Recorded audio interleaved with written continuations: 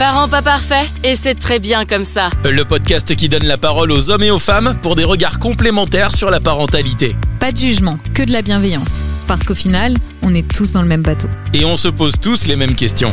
Parents pas parfaits, le podcast. On va parler d'un thème qui peut provoquer quelques frictions dans le couple, la charge mentale.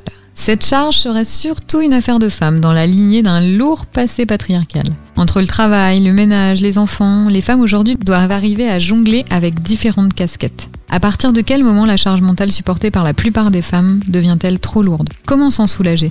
Alors Elodie, qu'est-ce que la charge mentale ? Pour la définition officielle, c'est un travail de gestion, d'organisation et de planification qui est à la fois intangible, incontournable et constant, et qui a pour objectif la satisfaction des besoins de chacun et à la bonne marche de la résidence. C'est une chercheuse canadienne qui s'appelle Nicole Bray qui a raconté cela la première fois en 1984, ou en tout cas c'est là où l'expression a été utilisée, charge mentale. Il y a un rapport de 2020, et écoute bien Elodie, J'écoute. un rapport de 2020 qui indique que 72% des tâches ménagères reviendraient aux femmes en France. Ça fait 3h26. C'est long, hein ? Le Huffington Post a publié en avril dernier un article et a interrogé Emma Clit, la fameuse Emma, l'illustratrice qui a démocratisé la charge mentale. Elle est aussi dessinatrice. Et ça explique que les femmes, en fait, elles seraient davantage dans le préventif et les hommes dans le curatif, ce qui pourrait expliquer certaines inégalités. donc ça veut dire que vous anticipez et nous on est... Vous faites le ménage au dernier moment quand il y a vraiment plein de tâches par terre. Exactement. On parle de plus en plus de l'anticipation du lien avec la charge mentale. Est-ce qu'on est égaux face à cela entre les hommes et les femmes ? Ça tombe bien, on le sait aujourd'hui. Si elle est trop lourde, elle peut avoir des conséquences sur la santé, parfois même mener au burn-out et évidemment des séparations en veux-tu, en voilà. Parce que la femme claque la porte et dit « J'en ai marre, je m'occupe de tout dans cette baraque, je m'emporte ». On va en parler dans ce podcast. C'est parti. Bonjour Christian. Bonjour. Merci de participer à ce nouvel épisode de Parents pas parfaits. Alors vas-y, présente-toi. Alors, je m'appelle Christian, donc j'ai 45 ans. J'ai 2 enfants, un qui a bientôt 14 ans et un plus jeune qui a 11 ans. D'accord. Donc Christian en couple. Ah oui, tout à fait. Ok. Et aujourd'hui, on va parler de la charge mentale, Christian. T'es au courant ?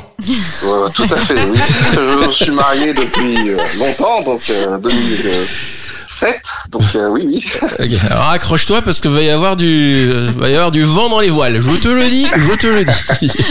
Et pour nous accompagner, il faut le penchant comme à chaque fois dans ces podcasts. Elodie, on a toujours un homme et une femme. Et aujourd'hui, c'est Point de vue complémentaire. Exactement. C'est Cindy. Bonjour Cindy. Bonjour. Alors présente-toi Cindy.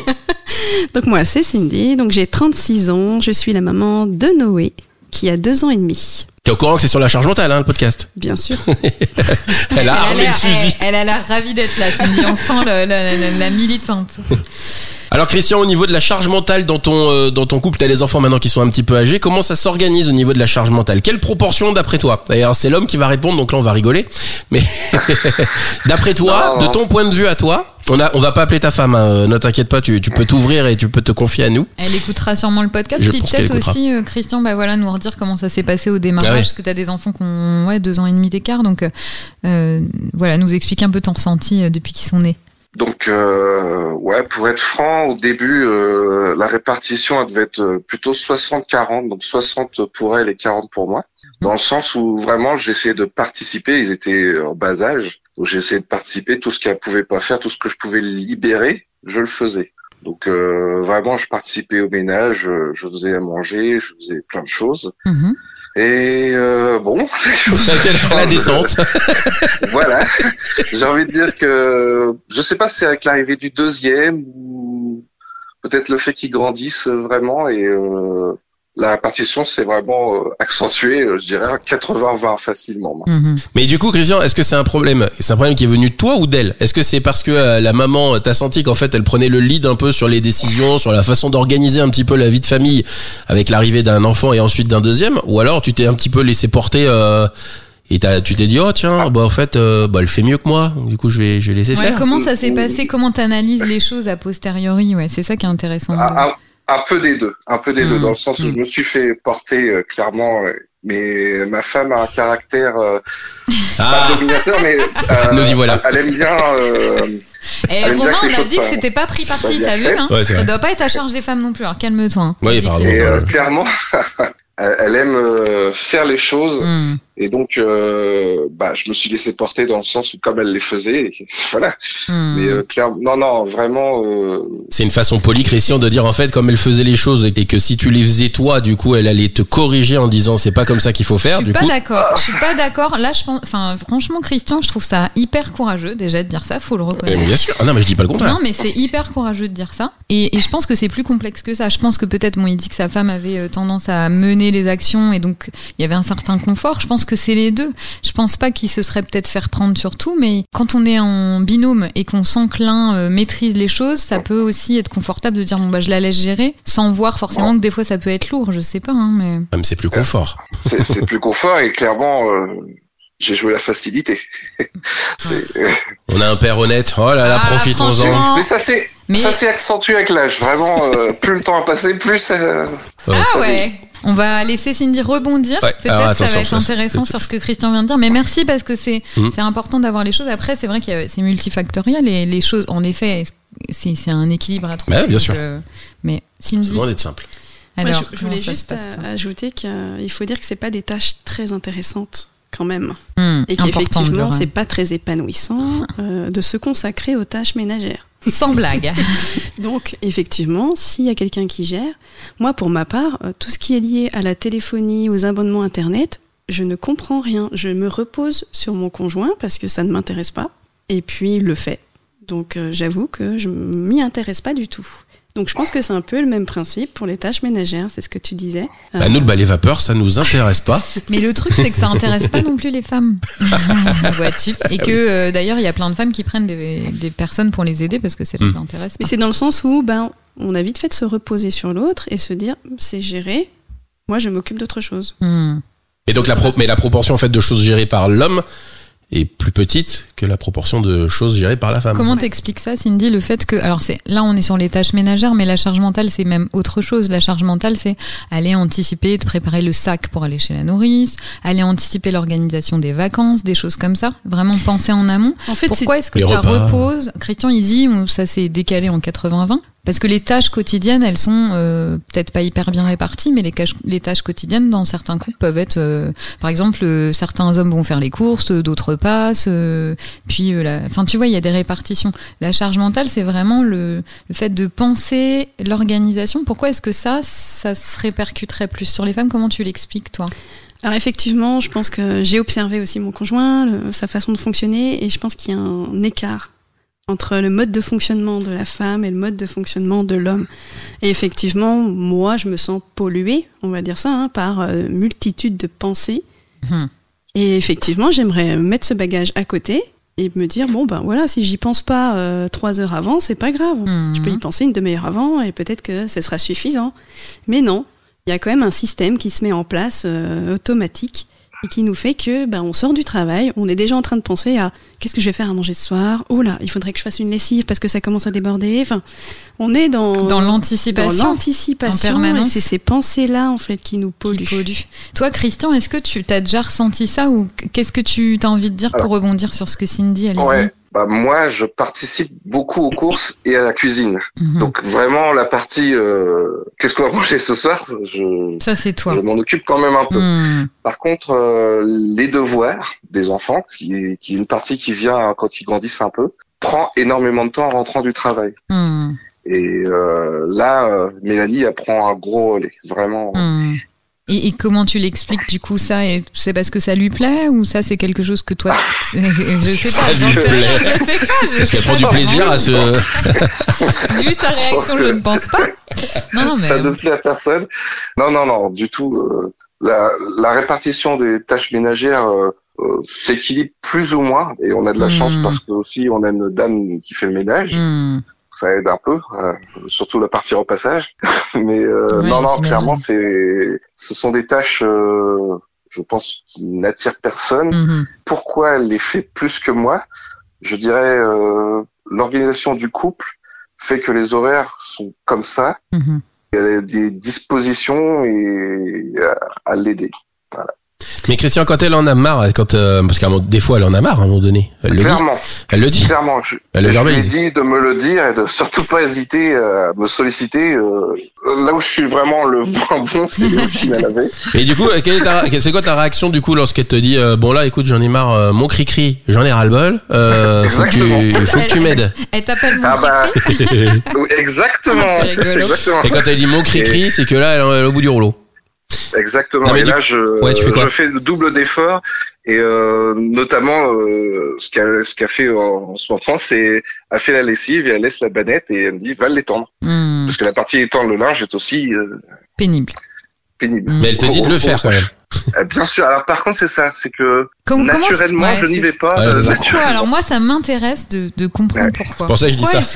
Est-ce que c'est vraiment parce qu'on on se dit, je sais pas, si tu vois quelqu'un qui se noie au large, tu vas aller le sauver, quoi, tu vois. Exactement. Est-ce que les c'est une belle comparaison, ça. Bah non, mais on va pas attendre de dire, tu m'appelles si quelquefois tu te noies. Hein. Pourquoi est-ce que, et c'est pas, je pense, lié qu'à toi, c'est lié à, je sais pas si c'est lié à un genre, mais en tout cas, c'est lié à plus aux hommes qu'aux femmes dans certains couples. Pourquoi est-ce que les hommes disent toujours, si t'as besoin d'un coup de main, hésite pas à me demander, alors que quand certaines femmes disent, j'ai vraiment la tête dans le guidon, là, bah je peux pas, j'ai pas la ressource nécessaire des fois pour demander de l'aide. Qu'est-ce qui fait que vous percevez pas ça? Enfin, est-ce que t'as une explication? Non, du tout. Non. Et c'est clair, l'effort, il peut durer 1 ou 2 jours, au maximum, je dirais. Et naturellement, ça revient. Alors c'est pas agréable, j'entends bien, hein, mais voilà, c'est un fait. J'arrive pas. T'arrives pas à percevoir en fait. C'est ça que tu expliques. Est-ce que pour aider, Christian, pour aider un petit peu à l'organisation de tout ça, vous avez mis en place un planning? Non, du tout. Alors attends, juste une parenthèse, pourquoi vous rigolez? Parce que le planning, des fois, c'est la femme qu'il faut. Enfin, c'est nécessaire. Tu couperas cette phrase avec une faute de français énorme. Non. Si. Bah non, vas-y. En fait, il y a certaines femmes qui disent c'est cool le planning, mais en fait, c'est encore à la femme d'aller switcher si le planning est bien respecté, si des fois c'est une solution et des fois ça n'en est pas une. Voilà pourquoi est-ce que peut-être on a ri. Alors, effectivement, la femme agit plus en chef de projet et l'homme en exécutant. Est-ce que vous aimez pas un petit peu cette position dominante? Perso, non, pas du tout. Et moi, j'ai essayé de mettre en place un planning en fait à une époque. Voilà, essayer de décharger toutes ces pensées, réfléchir à tous les repas de la semaine. Le mardi, on va manger ça, le mercredi, on va manger ça, etc. Et puis comme ça, tout est prêt dans le frigo. Il y a juste à suivre. Ah bah, ce jour-là, on mange ça. Comme ça, au moins, la personne, elle se dit à 11h30, je vais voir ce qui a marqué sur le planning et puis je commence à préparer à manger. Et puis se dire, ok, on met les choses, toutes les tâches qu'on a à faire sur la semaine, on les met sur un papier. Toi, tu es en capacité de faire quoi? Moi, je suis en capacité de faire quoi? On équilibre. Et après, 1 semaine sur 2 ou le mois suivant, on change. Voilà, on fait une rotation. Mais non, ça n'a pas fonctionné en fait. Parce que du coup, le planning n'était pas respecté. Non. Non, ça n'a pas fonctionné. Et puis ça peut être pesant d'aller se dire bon bah zut, on a réparti ça comme ça et du coup c'est pas fait. Il faut falloir que j'aille voir la personne, enfin voir mon conjoint pour lui dire bah c'était ta tâche de vider les poubelles, ça déborde, tu finis par les vider toi-même. C'est ça que tu. Alors effectivement, j'aimerais bien poser la question de savoir pourquoi il a pas pu respecter un planning avec une répartition des tâches qui au final moi me convenait et me déchargeait. Ça déchargeait une partie de mes pensées parce que ça je m'en occupais plus, c'était plus ma partie. Mais est-ce que c'est pas ce que dit Emma dans ses BD, c'est qu'en fait c'est une question de fonctionnement, que les femmes sont dans l'anticipation et ça c'est peut-être hérité de millions d'années de fonctionnement, enfin de milliers d'années en tout cas de fonctionnement, et que les hommes ils vivent plus dans l'instant présent, ce qui est une force aussi parfois de vivre dans l'instant présent, parce que bah il y a des choses qui peuvent être vécues dans l'instant présent. Et c'est là où l'équilibre peut peut-être se trouver, mais un pas l'un vers l'autre, quoi. Justement, pour rétablir cet équilibre, trouver un outil qui permet de poser les choses, de trouver justement une organisation qui convienne aux deux. T'en penses quoi, Christian, du planning, toi, comme ça, vu que Cindy en parle, qu'est-ce que ça... Ou est-ce que t'as d'autres idées? Ou est-ce que toi, t'as des pistes, même si t'arrives pas à expliquer pourquoi, au bout d'1 ou 2 jours, tes efforts se relâchent un peu et qu'il faut t'alerter en disant j'en peux plus, viens m'aider. Est-ce que t'as des pistes d'outils ou des idées qui pourraient permettre d'équilibrer un peu mieux les choses? Parce que au fond, j'ai l'impression que t'aimerais bien que les choses s'équilibrent un peu plus, même si c'est confortable, mais non, je sais pas. Oui, d'accord, clairement. Ouais. C'est confortable, mais il faut faire des efforts, bien sûr. La répartition et le planning, c'est bête, mais j'y ai pas pensé, et je pense qu'on n'a pas pensé plus que ça à essayer de planifier la répartition des tâches, tout simplement. Non, mais c'est une très très bonne idée. dans leur activité travail. professionnelle, ils sont bien obligés d'anticiper des actions, de planifier des choses. Et là, justement, ça, c'est planifié sur la semaine. Il y a juste à regarder qu'est-ce que j'ai à faire, où j'en suis, etc. Bien sûr. Je trouve que c'est pas, là, à un moment donné, c'est plus une excuse. Donc, ce serait une question de bon vouloir, selon toi. C'est une question de... Et peut-être aussi, alors ça vient de l'éducation, ça vient des modèles parentaux qu'on a pu avoir, ça vient de l'épigénétique et de choses qui vont peut-être mettre du temps avant de se modifier. Et puis aussi, pour parler des femmes, parce qu'on parle beaucoup des hommes et de leur posture, il y a aussi, quand les enfants sont petits, une posture aussi. On parle de des fois on a la sensation d'être un peu indispensable ou tu vois, ce côté-là, on porte l'enfant, donc le papa il peut se sentir, on a eu des podcasts où il y a des papas qui nous ont dit j'ai l'impression d'avoir du retard, et du coup ce retard-là j'ai mis un petit peu de temps avant de le rattraper au niveau de la relation avec le bébé. Est-ce qu'il n'y a pas ça, tout ça qui vient aussi au démarrage déséquilibrer le fait que le papa il a un congé très court, paternité? Christian, qu'est-ce que t'en penses? Tu vois, est-ce que d'avoir un congé paternité beaucoup plus long, est-ce que le fait de peut-être parler de ça au tout démarrage, en fait, quand vous avez eu vos enfants, ça aurait pu aider à moins déséquilibrer les choses? Augmenter son implication, du coup, tu veux dire? Oui, peut-être. Ouais. Oui, alors je pense aussi qu'il y a une forme de déséquilibre au début, sauf vraiment au tout début, c'est très dur la première année. Là, c'est vraiment pareil, du bon vouloir du papa, de participer au maximum à décharger tout ce qui peut être déchargé. Donc vraiment le changement de couche, etc. C'est des tâches que tout le monde peut faire sans problème. Préparer à manger, faire le ménage, parce que la maman s'occupe du bébé. C'est tout à fait dans les cordes de tout le monde, et l'implication est plus forte peut-être au début parce que on est obligé. Je sens vraiment aussi cette notion-là. Et quand ils grandissent, la disponibilité de la maman est plus grande, et donc naturellement la répartition se fait en ce sens-là. Et c'est ça veut dire que Cindy, là, il a que 2 ans, ça va être de pire en pire pour toi. Mais j'ai vraiment une volonté aussi du papa de participer, je pense. Vraiment. Mais Christian, faut le dire, non mais faut être honnête. C'est vrai qu'à un moment donné, Romain, désolé, mais faut être honnête, et je suis ravie d'avoir accueilli Christian aujourd'hui avec cette honnêteté. Mais non, mais c'est génial parce que ça permet d'avancer. C'est pas grave. Après, il y a c'est pas lié à une personne, c'est lié aussi à un modèle systémique, je suis désolée. Mais la volonté des pères, c'est-à-dire et la volonté des mères de leur dire venez, on fait ensemble, on fait équipe commune aussi, parce qu'il y a aussi le côté, il peut y avoir certaines femmes aussi peut-être qui ont une posture qui facilite pas les choses. Peut-être. Mais en tout cas, la volonté des pères, c'est quand même majeur dans le changement. Non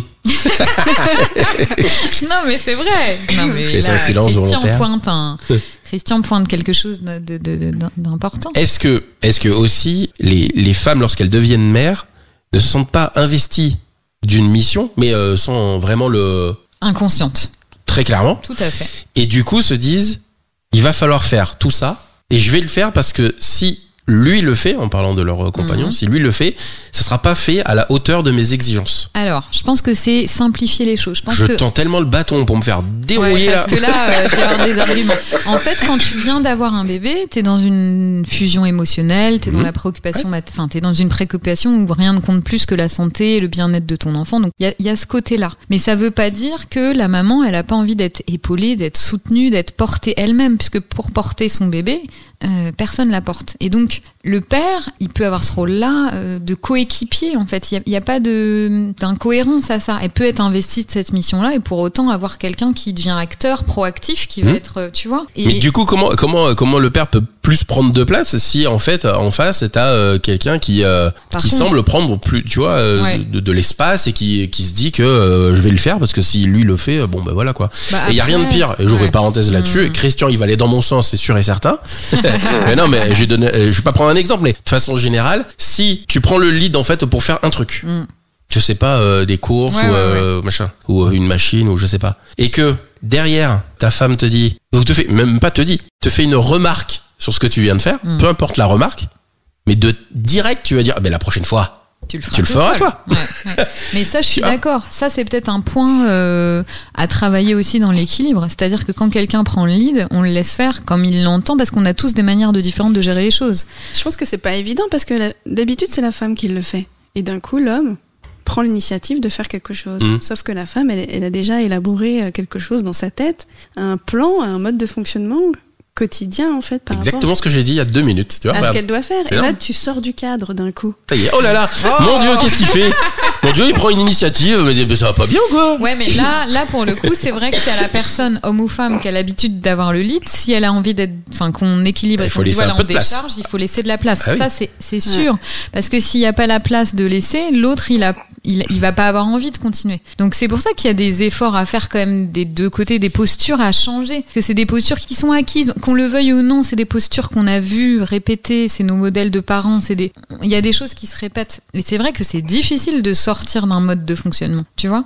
Donc Je pense que là faut où laisser c'est la gênant, place. enfin pour ma part, je parle. Voilà, ce qui me gênerait, moi, ce qui me gêne en fait, c'est que l'initiative, elle est ponctuelle.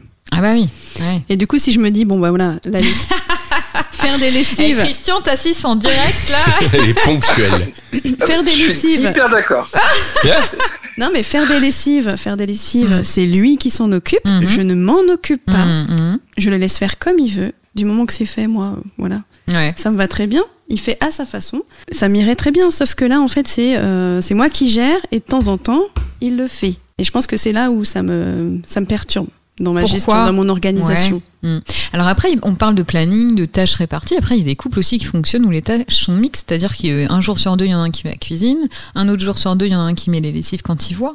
Est-ce que c'est pas ça aussi la voie ? C'est pas forcément de cloisonner, parce qu'après, c'est clair que il y a des choses, on fait pas tout. Alors que pour moi, dans un couple, tu peux être amené à tout faire quand l'autre est malade. Du coup, tu prends le relais sur tout. Donc si la lessive elle est pas faite exactement de la manière dont on veut, ou le linge est tendu exactement de la manière dont on veut, faut aussi lâcher prise par rapport à certaines choses, se dire qu'est-ce qui est le plus important, que je me repose, que la charge mentale soit plus légère, ou que le t-shirt soit un peu mal étendu, et c'est pas mal étendu mais moins bien étendu que Ouais, si moi je c'est pas l'avais la fait. partie qui me gêne effectivement. Mais souvent, moi, je fais quand même remarquer que j'ai l'impression de faire beaucoup plus que lui. Mhm. Et lui me dit, tu dis que je fais rien. J'ai pas dit que tu faisais rien. J'ai dit que peut-être tu n'en fais pas assez. Est-ce que c'est pas typiquement masculin ça quand on dit à un homme j'aimerais bien que t'en fasses plus? Non, le truc c'est peut-être aussi que ce qui se passe dans les couples, c'est-à-dire que la femme quand elle va faire des choses, elle va faire des choses de façon. Je tends encore le bâton pour me faire. Christian, j'ai besoin de ton aide un petit peu. Christian et les spectateurs, lui, il se laisse porter, mais Christian, je vais me faire défoncer. Christian est honnête. Non, mais peut-être qu'en fait, les choses que font les hommes.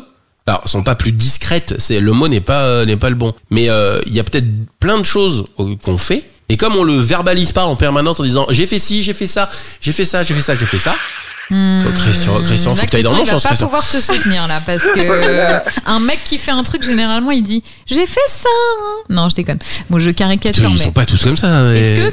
Alors, regarde, on va prendre des tâches répétitives avec un jeune enfant. Préparer le sac pour aller chez la nourrice, à la crèche ou chez les grands-parents, Ça, c'est une tâche pénible, ou en tout cas, le soir, la veille au soir, faut que tu penses en plus.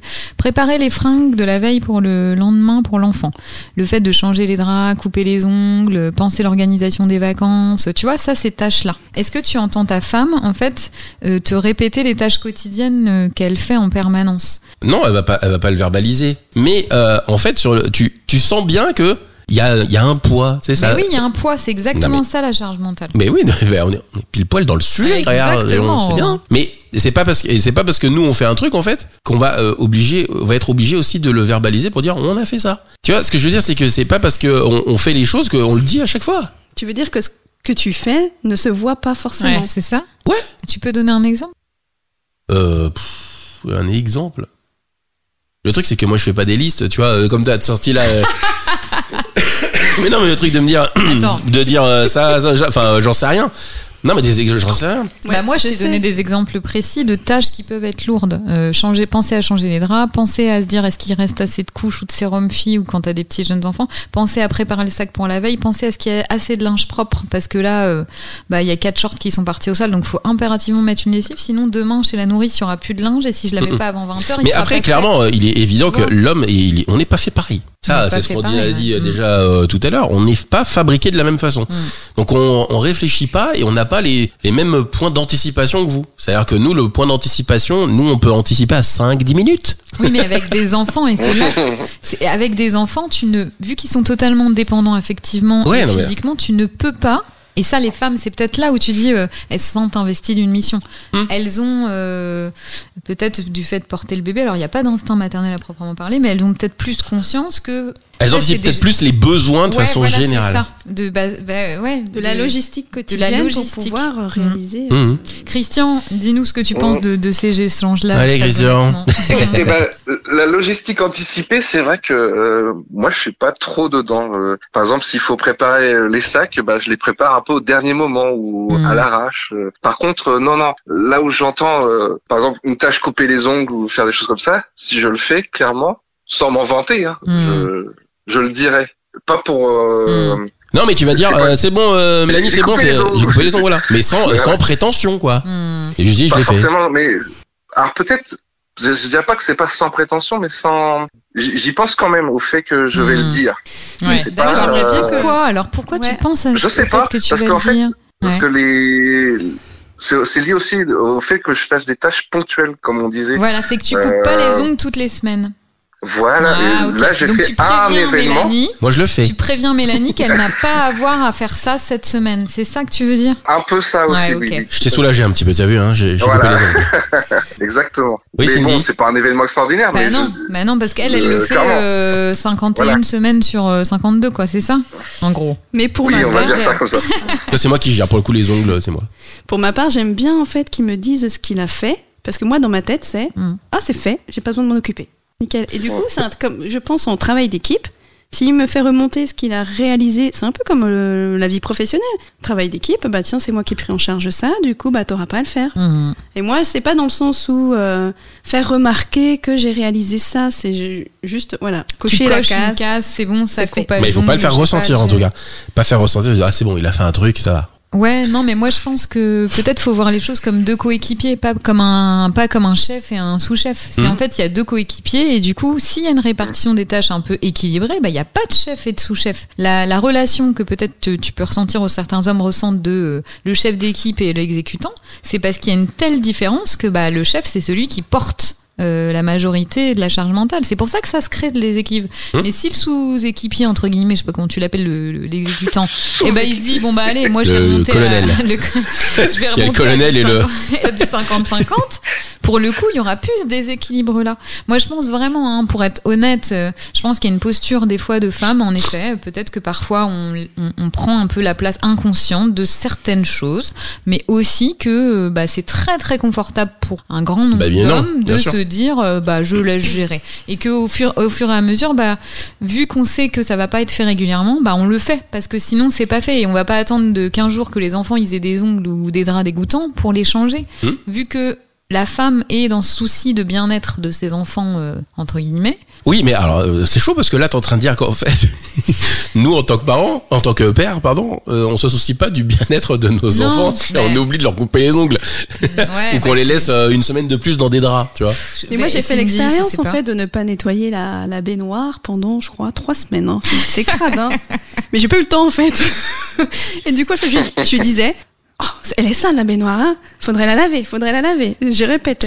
Voilà. Et au final, j'ai fini par le faire parce que ça devenait jaune. C'est exactement là le problème de communication. Tu vois, alors là on est pile dessus. Ouais. Parce qu'au lieu de répéter, elle est sale la baignoire. Elle est sale la baignoire. Parce qu'elle voulait peut-être pas être dans l'injonction avec son mari. Non, mais peut-être qu'en 10 ans. Et Christian va me suivre là-dessus. Non, attends, je pense pas qu'il va te suivre. Et peut-être qu'en 10 ans, Christian compte sur moi. C'est parce que je suis dans l'arène, tu sais, c'est pas facile. Hein. Peut-être qu'en 10 ans, est-ce que tu peux t'occuper? Est-ce que tu peux le faire? Est-ce que tu peux gérer, nettoyer la baignoire? Peut-être qu'elle est jaune et que tu peux le voir de toi-même, non? Mais est-ce qu'il vaut mieux dire? Exactement. Quoi, Christian, exactement quoi? Non, mais le fait, c'est Elodie, tu as raison. Ok, donc c'est du 4 contre 1. Tu le vois bien. Non. Le fait que la baignoire soit jaune. Des yeux, tu le vois bien qu'elle est jaune, la baignoire. Il t'a besoin Il y a vraiment aucun soutien dans ce podcast. Pour te dire, nettoie la baignoire. Elle est jaune, tu le vois qu'elle est jaune. C'est moi contre vous, j'ai bien senti. Ta baignoire. J'ai bien senti que Christian avait pris parti. De toute façon, dès le début de ce podcast, il est avec vous, les filles. Non. Le fait que la baignoire soit jaune, on le voit très bien et il n'y a pas de problème. Okay. Mais le fait qu'on nous dise il faut le faire, ça me donne moins envie de le faire. Voilà. Ça donne moins envie de le faire. Qu'on me dise que tu peux t'en occuper et que je m'en occupe en attendant 1 ou 2 jours, histoire de dire que c'est pas un ordre que j'ai eu. Non, mais presque, mais c'est ça. Mais t'as raison de dire ça, mais ouais, ok. Et clairement, le fait qu'on me laisse la liberté de le faire au Quand moment où veux. moi pas quand je veux aussi, quand il faut. C'est En attendant, ton enfant peut pas prendre de bain. Ouais. Et en attendant, ta femme, vu qu'elle veut que ton enfant prenne un bain dans un, elle va le faire tout de suite. Ah non, mais là, clairement, c'est là où le fait de dire la baignoire est sale, il faut parce que il y a besoin de faire un bain, et là je le fais. Ouais, là tu vas le faire parce que là, tu pointes il y a le besoin. Ouais. Voilà, il y a vraiment un besoin immédiat, etc.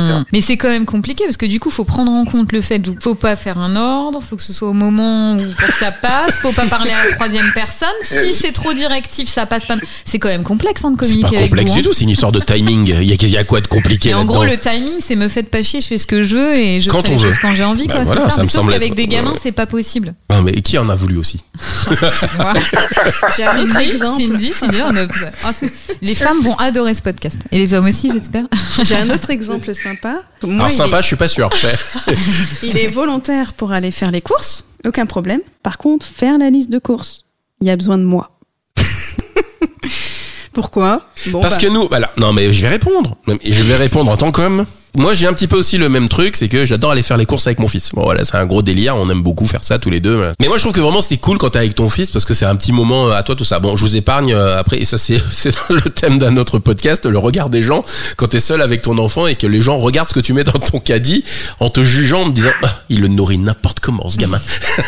Après, ça, c'est juste pour faire un apéro ce soir. Ça, je te jure. Ça, c'est peut-être ton regard à toi. Hein. Après, il y a des femmes qui doivent dire, qu'est-ce qu'il est cool, ce père, il va faire les courses avec son petit garçon. Tu vois? Bon, bref. Bon, j'espère qu'elle pense comme ça, mais je suis pas sûr. Le moment avec mon fils pour aller faire des courses prend presque le dessus en fait sur les courses à faire. Oui, c'est un moment de détente, sympa quoi. C'est un moment où tu peux te retrouver en fait et où tu t'éclates. Enfin, moi je sais que quand on va faire les courses, rien que le chemin déjà on se marre trop parce qu'on chante, tu vois. Bon, bref, enfin c'est des moments sympas. Et après dans le magasin, j'avoue, il m'est arrivé 1 ou 2 fois de passer un coup de fil en disant j'ai oublié de jeter un coup d'œil dans le frigo. Juste ce qu'il faut ça. Mais après, ça va, dans l'ensemble, on revient pas avec les trucs, on tape pas à côté, quoi. Ça. Peut-être là, Cindy, j'en sais rien, hein, mais lâcher prise. Peut-être lâcher prise et voir. Et puis se dire, je referai des mini-courses si vraiment il manque 2-3 bricoles, tu vois. Je sais pas. La problématique, c'est que souvent, il achète les mêmes choses, et qu'il pense pas plat. Voilà, un repas équilibré, protéines, féculents. Le principal, c'est qu'il mange, peu importe. Donc je lui dis, souvent, qu'est-ce qu'il faut en course? Je dis, pense à des plats pour Noé. Les légumes, c'est tellement surfait. Et là, je vois bien dans son regard que je l'ai perdu. J'achète du jambon comme d'habitude et du taboulé.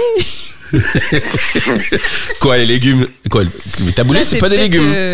Mais pour le coup, là, on va savoir que vous êtes en couple tous les deux. Là, c'est mort, hein, l'histoire des courses. Je vous le dis, il va falloir couper ce passage-là. On pourra pas le garder, hein, parce que là, c'est clair que c'est la famille, problème de courses. Dans ce cas-là, fais une liste et puis au moins, quand je suis dans le magasin, ça va plus vite. Fais une liste. Et pourquoi tu fais pas la liste? Mais je l'ai déjà entamée, la liste. Elle est déjà. Fais une liste complète. Mais il y a une liste. Il y a ce qu'on appelle les bases. Après, tu rajoutes en fait, tu vois, les trucs que tu peux avoir besoin. Ouais. Tu vois, mais la base, c'est quoi les bases? C'est du saucisson. Ouais. Les bases, c'est du pâté. Les bases, c'est du rosé. Voilà. Et là-dessus, on rajoute les trucs pour l'enfant. Faut être sûr que vous ayez les mêmes bases, ta femme et toi, quoi. Ouais, t'inquiète pas, les bases de Corona, on les a très très bien. Pas de souci. C'est pas la même pression de la société qui nous dit il faut cuisiner bio et que l'assiette soit équilibrée. Ah ouais, alors là, pour le coup, non, alors là, ça nous passe au-dessus du cigare. Et ça, c'est pas une pression. Alors, je sais pas ce qu'on va en penser, Christian. Mais alors là, cette pression de se dire, oh là là, mon fils, faut qu'il mange bio, mon fils, faut qu'il mange. Mais qu'est-ce qu'on en a à cogner?